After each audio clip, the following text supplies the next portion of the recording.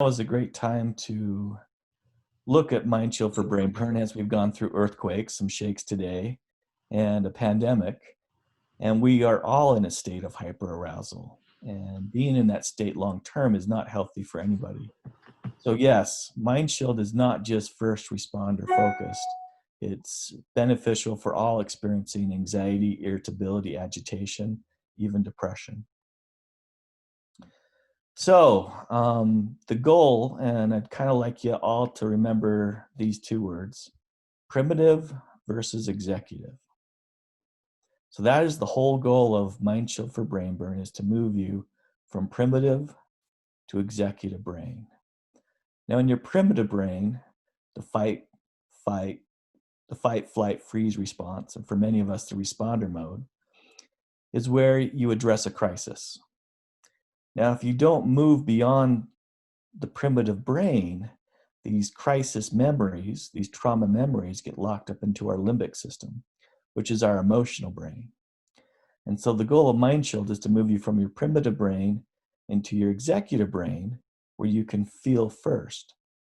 So since trauma memories and crisis memories are locked into the limbic system, limbic is driven by primitive emotions: love, compassion, empathy, understanding, not cognitive ones. Those come last. We have to feel first. And research has been very clear that to process crisis and trauma memories, we have to feel our executive brain first, and then we're able to think and be creative next. So I'd like to walk you through the specific skill sets we use in order to move people from their primitive to executive brain, and I'm going to have you practice with me. The very first is we start out with what's important to you. What do you value? For me, I'm a father. My son is 4, I'm 46, raising a 4-year-old. His name is Luke. And yes, I, on a regular basis, get to say, Luke, I am your father. And it's awesome. And my love for Luke, being a wonderful father, husband, parent, friend, is really important to me. And when I'm agitated and irritable and worn out and tired and stressed, it really impacts my ability to be who I want to be. The next part of me is an old river guide ski instructor who still loves the outdoors. And again, being at my best only allows me to be at my best in those spaces. And if I come down beat up and tired, it's hard for me to make that step into the husband, father, outdoorsman I like to be. And then I spin a story and I get guilty. So the first thing we ask is, what's really important to you? Because that will drive the next step. The next step is looking at how do we actually move you from your primitive to executive brain. And I'm going to teach you 4 skill sets today where we really focus in on making this happen. And what I'm going to ask, I've got 165 of you, is that all of you participate. All of you give this a try and really put yourself into this so you can really experience what it's like to make this shift. So the very first skill set we utilize is very complex, highly sophisticated. It's called taking a deep breath. So will all of you collectively with me just take a deep breath?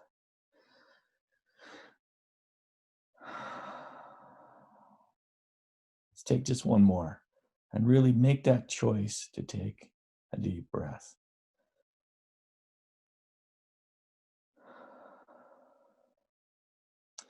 Now, I wish I had time to interview all 165 of you, and I would guess all of us said, wow, that felt really, really good to consciously just take a deep breath.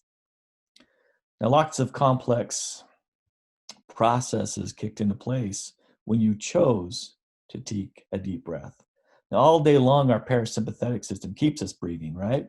But when you cognitively choose to take a breath, it relaxes your body, it increases serotonin, reduces adrenaline, relaxes the muscle system, and it moves you from primitive to executive brain.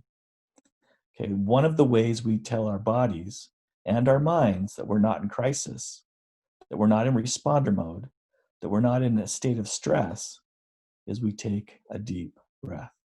So just take one more with me. Okay, super key. Now, the next skill set we teach, and this is my very favorite skill set, is how to manage our storylines. And our storylines drive our stress all day long. Our storylines are what keep us in a state of hyperarousal. Because I'm in the world of first responders and as a licensed clinical social worker, I respond to a lot of crisis. And because life is stressful, I have a lot of storylines. And I want to share my most common storyline is I'll be ready to go to work and I'll be getting up and Amber leaves before me. She works at a local school district, and so she leaves early and drops Luke off at daycare. And what do you know? Almost 3 to 5 days a week, I can't find my keys. And I quite haven't figured this out. But I lose my keys. I'm stressed out. I can't find them. So I text Amber, please help me find my keys. Call me ASAP. And then when she doesn't respond in 10 to 12 seconds, I call her 3 or 4 times, right? Get her phone buzzing so she knows it's me. And then when she doesn't answer, I start to worry or I spin a storyline. Did she get in a car wreck? Is she on the side of the road just trying to call to her phone to tell me she loves me and where my keys are? And I'm like, no, I bet she sees me calling and is not calling me back on purpose. And even more, I bet she hid my keys just to screw with me. And I'm like, you know what? I did see her flirting with our neighbor TJ the other day. If she's with TJ right now while I'm trying to find my keys, I'm going to be really upset. So within a 3-minute period, my storyline really ramps me up.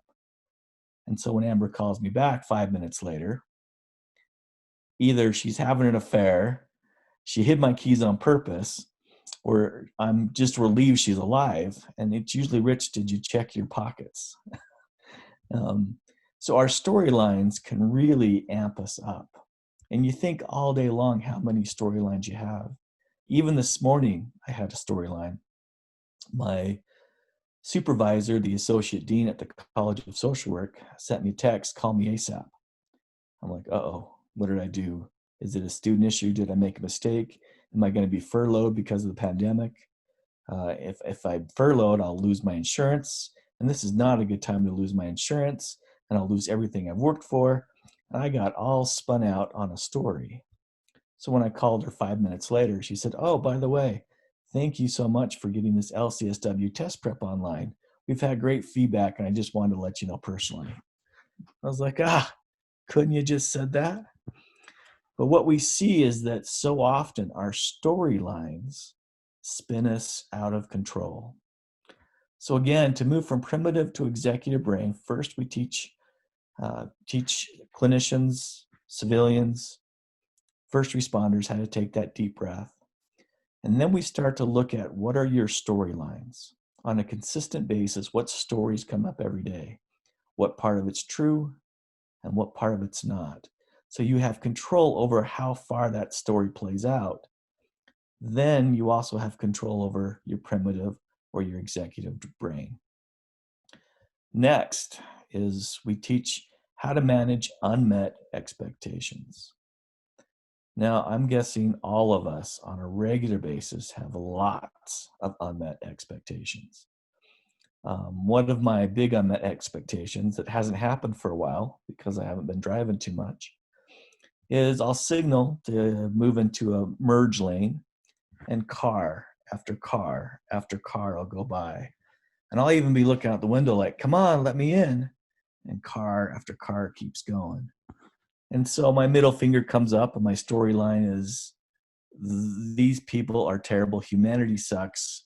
This is why we have global climate change. Why even try? And simply just having my unmet expectation present moves me into a story. Now you think all day long how many expectations you have of yourself and others. Honestly, I wish everyone was just like me, right? Then I wouldn't have to worry. But how often am I controlled by what I can't control? How often am I controlled by the expectations I have for myself, others, and the world? And when that's not met, I spin a storyline. If it's me, I spin a storyline of you can't, and you're a fraud or a failure. No one cares or love you. If it's others, it's usually they're disrespectful, they're unkind. If it's the world, it's just a sense of hopelessness that we're not going to be able to get out of the mess we dug ourselves in. So to review, our first skill set we teach is taking a deep breath. Our second skill set is to be aware of our storylines and to see what part of it is true and what part of it is not. The third skill set we look at is how do our unmet expectations control us, victimize us, put us in the fight, flight, freeze, and responder mode. And then finally, we look at a concept called the source. And I'm going to ask all of you to participate with me in experiencing your source. This is one of the more powerful skill sets. Now, source can be whatever you'd like. For some people like me, it's love, the love I have for my son. When I think of the source, I oftentimes visualize Luke and I up at Stanley Lake up in Idaho. It's one of the most beautiful lakes in the Sawtooth. And that's the image I create in my head when I want to connect to my source. I also love river rafting, and the Grand Canyon's my favorite place to boat. And so I'll oftentimes visualize being at Lee's Ferry at the put-in for the Grand Canyon, kind of dipping my hand in the water. So that's my source, and you can have many sources. For some, it's God. For others, it's nature's. For some, it's a relationship. But I'm going to have you take a moment and just think about what for today, what for this moment would be your source.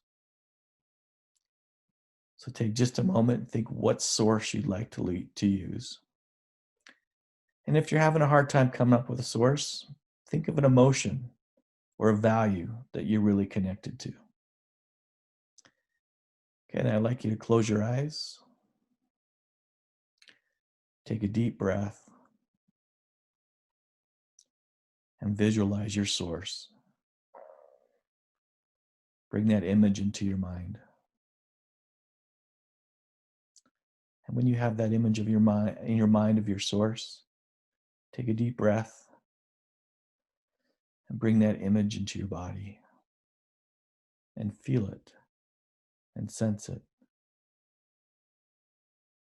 Notice the lightness of your source and the comfort it brings.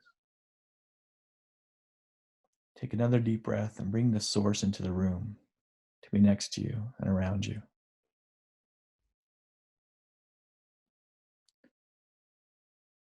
Okay, take one more deep breath and then open your eyes.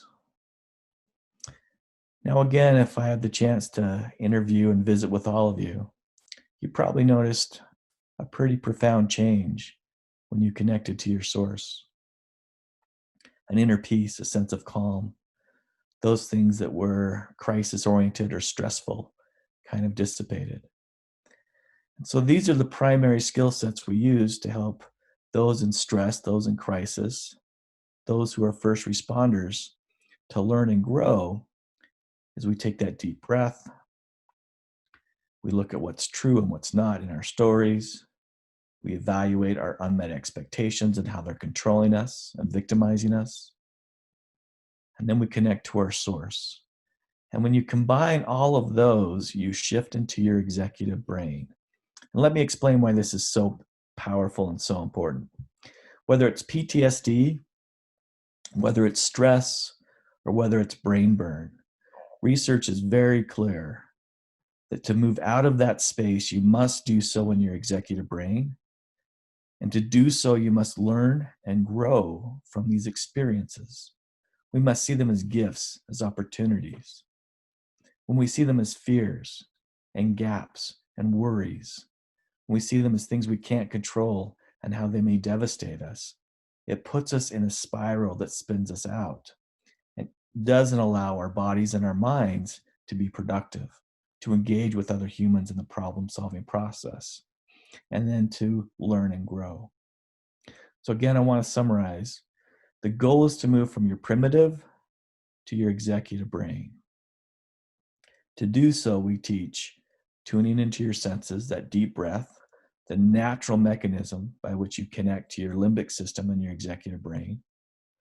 And then cognitively, once we're connected to our senses, we evaluate the power of our unmet expectations and stories that have over us. And we remove that power and give ourselves choice by just being aware. And then finally, to get advice and compassion for ourselves and others, to really understand our inner compass and the next steps we need to take, we bring our source into our environment to guide us, to whisper to us, and to help us really experience that executive, creative, learning brain. So those are the basic steps we teach in order to move out of stress and crisis into more executive brain. In addition, we add a few more communication skill sets. So I want to go over 4 more communication skill sets, and then I'll open it up for questions. I'm sure many of you on this webinar are familiar with John Gottman. He's an amazing researcher, talented clinician, and he came up with a concept called the 4 horsemen that we've incorporated into the MindShield for brain burn. And there are 4 things he identifies as burning your brain in a relationship. The first one is criticism. And if you are able to, and you have some type of writing material, I'd encourage you to write these down. I'll send out a PowerPoint to Heather with all of this information so you have it. But the very first one is criticism. Okay, and criticism is a complaint with an attack. A simple criticism that occurred a lot in our home when Luke was younger. I'm sure many of you who are parents remember the poop bin, the bin where the diapers go. And that was one of my jobs, was to take out the poop bin. And we live in a busy world, and sometimes I would forget. And so the criticism would be, Rich, you need to take out that poop bin. Now that's fine. That's a complaint or feedback. The criticism is when she attacks my values and says, what kind of dad leaves poop stinking in his son's room, right? And so it really elevates that to attack my values. That's what we call a criticism, is that complaint plus an attack on the person's values. Now, once a criticism is tossed out, it's usually met with defensiveness. That's number 2, okay? That number 2 of what causes brain burn is defensiveness. And there are 2 kinds of defensiveness. One is the attack back, where you list all the things your partner hasn't done. You know, I noticed you didn't get your oil changed. By the way, the house is messy. Oh, I noticed we didn't pay 3 or 4 bills, etc., etc. And you go right back after your partner. Or there's the defender that lists all the amazing, wonderful things they've done that week and how busy they were and how it just happened to slip their mind. So defensiveness causes number 3. And number 3 is a real big brain burn component. It's called contempt. And it's where you spin a story of that person in your life. They don't love me, they don't care, they don't understand, they don't listen. Why did I get involved in a relationship in the first place with this person? And you just overwhelm your mind and your body with negative thoughts and intense body sensations. Contempt drives number 4 of our brain burn communication problems, and that's stonewalling, when you disconnect from the relationship. This can be aggressive or passive aggressive. Oftentimes, this is not connecting emotionally, where you're not having conversations of value and importance, where intimacy tends to fall away, where a coldness kind of sets in the relationship, and where any little small thing that goes wrong is noticed because there are bigger issues underlying. So once a criticism becomes a defense, which becomes a contempt, which comes into stonewalling, usually one or more partner will then criticize the other for being a stonewaller. And the cycle spins and spins and spins. And every time you rotate that spin, it increases the burn of the brain. So we teach 4 basic concepts to move out of brain burn into a more mind-shield, healthy relationship. So next to criticism, the solution is soft startups. So just write down the word soft startups. Now, each and every person's soft startup is different. So we encourage the couple, the family, the friends, the person to identify what is my soft startup and what is the soft startup of the person I'm trying to shield, protect, help, and heal. Now, for me, I'm a big teddy bear. And when Amber comes up and gives me a big hug, I just melt. And so instead of criticizing me for taking out the poop bin, a simple touch, maybe a kiss on the cheek or a big hug of, hey, can you get Luke's poop bin? I am on it. And when she does a soft startup, it invests in me. It says she cares. Now, the next skill set we teach that many of you have mastered is basic reflective listening. Oftentimes, our partners, friends, family members will come home and they'll voice their day, they'll voice what's going on in their mind. And if you're like me, I try and fix it, offer solutions, correct it, even criticize it. But what they need is for me just to reflect back what they're feeling. Oh, you had a rough day. It sounds like you're not able to make sense of what your supervisor wants you to accomplish. Am I hearing that right? No suggestions, no criticism, no fix-its, just simply let me create a space where I can just hear you. And so we teach the soft startup, we teach basic listening, even something so simple as, I get it. You want me to partner with you in helping Luke, and you need me to take out the poop bin. I got it. If I hear you, you've got a lot on your plate, and it would be helpful if I kind of took a few things off. Just that act of listening becomes so powerful in a relationship. The next is what I find to be the most valuable MindShield technique, and that's investing in the emotional bank account. Okay, that's how we counteract contempt. Now, we encourage the partners to spend some time. What does investment actually look like? Now, although I'm huggable, I'm also action-oriented. And something so little as I come home from a long day at work, and say it's a Wednesday night because that's garbage day, and I come home when Amber has thought to bring the garbage cans in, because I always bring the garbage cans in, and I always bring the neighbors' garbage cans in too, because they're older and disabled. And so when I come home and I see those garbage cans brought in, it's such a tiny thing, but man, what a huge investment into our relationship. Now, I'm also a walker and talker. I have a hard time outside of being a clinician. When I want to talk about what's going on in my mind, I need to be doing something. And so a huge investment in our relationship is when Amber grabs my hand and says, hey, do you want to just go take a walk? Oh, like it means the world to me. And I can go on and on with what invests in me, and the same with Amber. How do I invest in her? But we find the ratio at a minimum needs to be 5 investments for every withdrawal. Now, all of you in relationships know we take a lot of withdrawals. Right now, we're taking incredible withdrawals from each other by being at home and with the stress of what's going on in our world.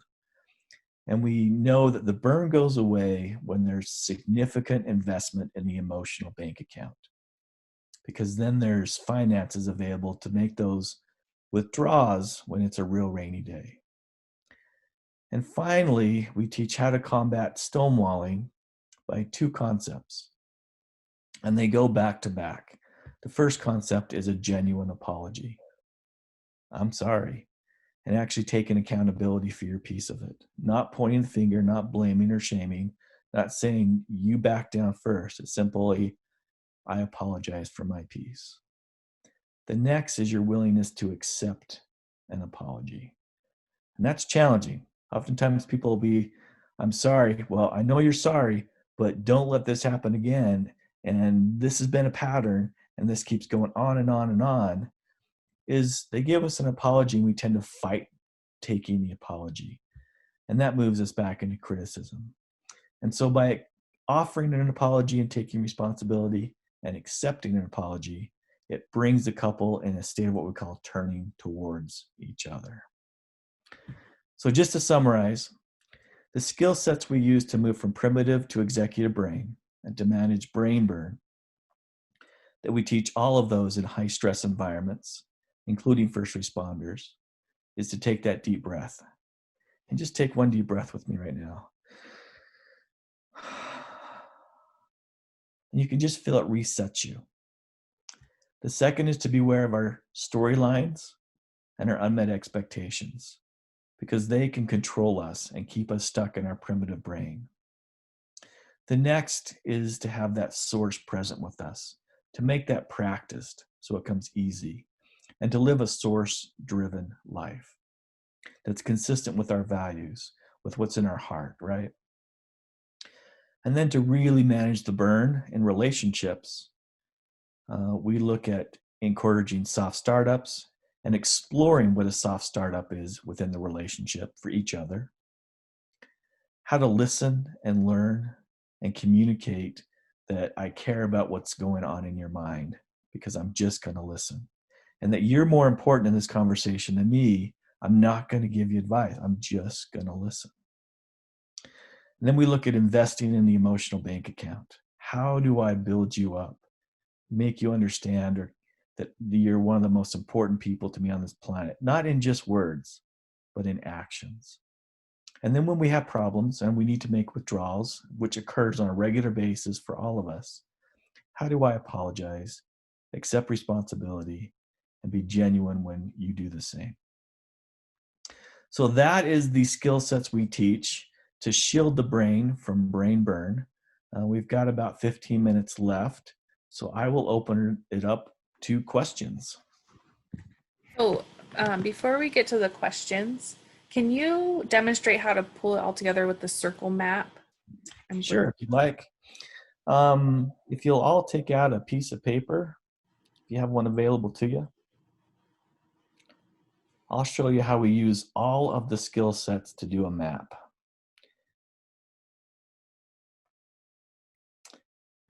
Okay, if you've got that piece of paper, you just draw a circle. And the first circle will be an example of your primitive brain. And we'll use relationships in this circle. So in the middle of that circle, inside of it, we put the name of someone you love and care about who's bothering you, who's pushing your buttons, who's really agitating you. I've got someone in mind who has been giving us a lot of pressure with social distancing around our family. I won't say exactly who it is because I'm being recorded. But put the name of someone you care about and love, but who is pushing your buttons, bugging you, frustrating you. So you should have their name inside the circle. Now, outside of the circle, around it, will you scatter your thoughts, whatever comes to mind when you think about this person, when they're pushing your buttons, when they're not meeting your expectations, when you feel that agitation and irritability. And let's put 4 to 6 thoughts. So once again, around the circle, scatter your thoughts, whatever comes to mind when you think about this person.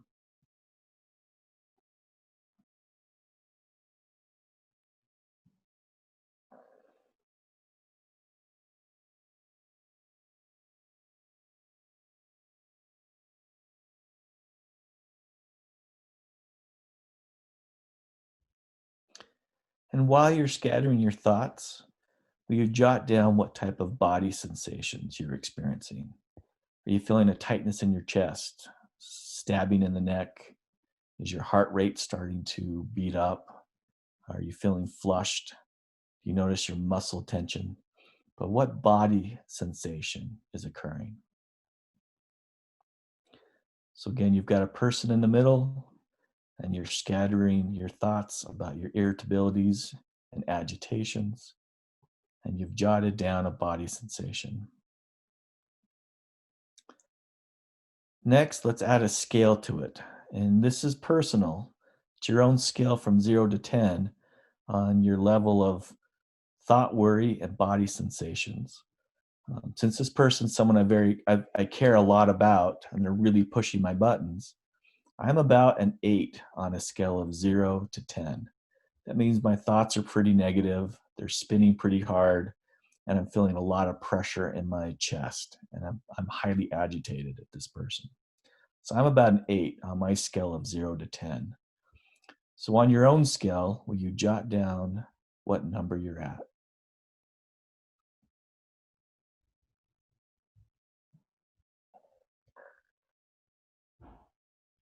Okay, let's add a few more skill sets to this. On your map, will you circle anything that has a story attached to it? Meaning it's not 100% true. Even if it's a minute story, will you circle anything on your map that has a story attached to it?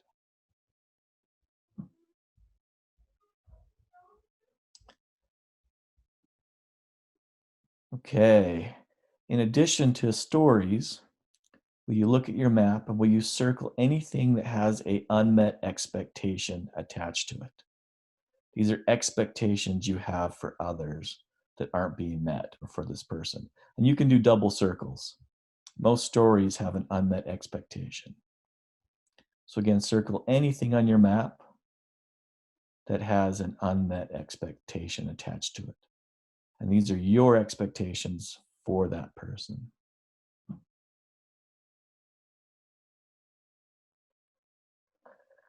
Okay, finally, with our primitive brain map, will you just take a sentence or less to jot down what you learned about your primitive brain, about yourself in this first map?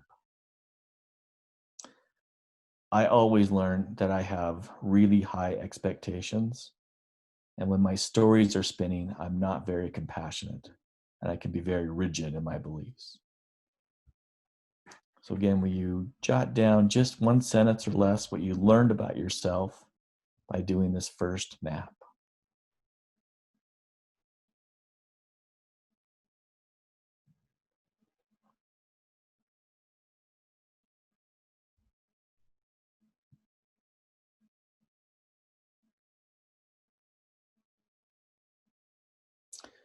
Okay, this is a snapshot of your primitive brain, and oftentimes drives that fight, flight, freeze, or responder mode, and can oftentimes move us away from what we really value around being empathetic, compassionate, understanding, and non judgmental. So now we're going to add two more skill sets, and we're going to take a look at what our executive brain can do with the same problem. So I'm going to ask you to draw a new circle, either on that same page or if you want to flip your page over so it's blank, but have you draw a new circle. And in that new circle, will you put the same person's name? So again, in that new circle, put that same person's name.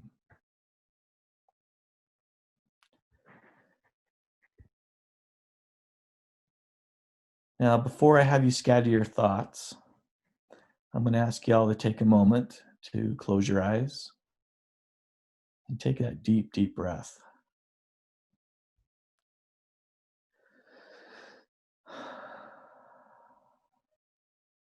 Take one more deep breath.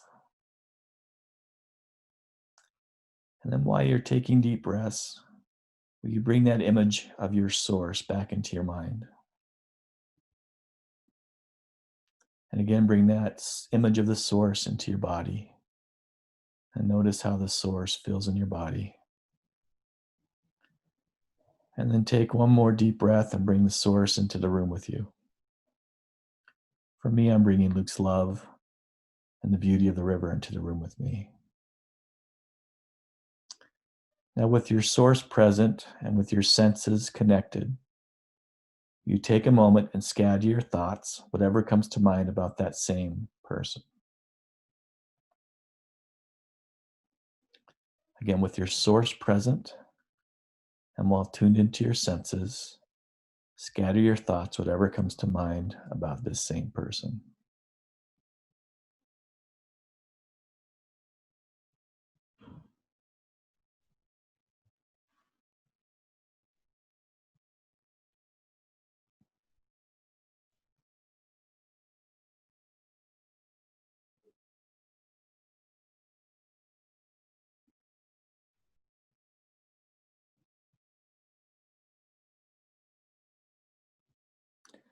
And while you're scattering your thoughts, will you rescale yourself on a scale of 0 to 10 on where you are at now?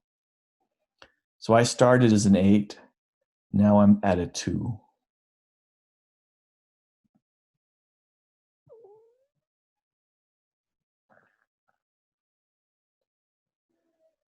So with your sources present and your senses alive by breathing, you've scattered your thoughts and you've rescaled yourself. Now I'm going to ask you to compare your first map, your primitive brain, with your second map, a more source-driven, value-driven map, more a snapshot of your executive brain. And we just ask, what is the difference between your two maps, if any? In my first map, I find myself rigid, full of expectations, and spinning stories about this person, and moving towards a state of contempt. In my second map, I'm a 2 instead of an 8. And I'm seeing my responsibility. I'm more compassionate and empathetic. And I've moved away from being judgmental into more trying to see it through their eyes, that they miss the relationship and how hard it is to be separated. And that they too, like all of us, are sometimes responding more through fear and worry than through love and compassion. So that's the two-part mapping process where we take all the skill sets to look first at our primitive brain and its impact. And then we tune into our senses and our source to have a more executive, compassionate, creative viewpoint to then look at how would I like to problem solve this moving forward. And Rich, can that be used for situations as well as people? Right, so it can be used for situations, for people. At the clinical level, we teach clinicians how to use it for negative self-beliefs due to the traumatic event, the actual trauma memories, for secondary wounding experiences, those events that occur post-trauma that are hurtful, for nightmares, for sleep, for any type of situation or problem. What we found in our research well over a decade now is that choice is really key, and that when you provide choice, a primitive or executive, it then creates options for a person to stop, think, stop, feel, and then think, how do I want to move forward through a more value-based, more myself type of a person. So were we to do an advanced training, I would show you how to use this for yourself, others, the world, situations of trauma, and even deep-seated clinical issues around addiction, trauma, anxiety, and depression. Okay, thanks. You bet. Okay, any questions, thoughts? Yeah, let's see if we have any. So earlier when everyone was focusing on their source, somebody wrote in and said the source, and they put in parentheses, skateboarding with my niece at the beach made me cry and feel sad when I closed my eyes. So it brought up negative emotions. Is that normal? So let's define negative versus positive. Let's define emotions. That's a source-driven executive emotion. Sadness is okay. We all feel a level of that right now as we go through this grief loss of our normal life. Where we get challenged is when we try and push away sad emotions or we try and latch on to positives. Both can be detrimental. The goal is to feel in your body and your mind your executive self, the emotion that's authentic to me, right? And sadness can often drive compassion, a desire to reach out and connect, a hope for what can be. It's when the emotion becomes fearful that we know it's more executive driven.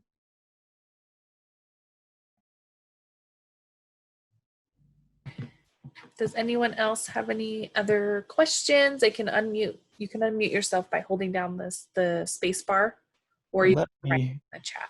also stress the importance of practice. We've only just done this once together, and as clinicians, as whatever background you come from, it takes time to get good at anything. I'm a ski instructor on the side, and you can't ski double black diamonds your first day. You have to practice the basics. So what we find is after even just a week of putting this process into place, you become far more skilled at managing primitive versus executive brain, being more authentic as yourself and more source driven in what you do.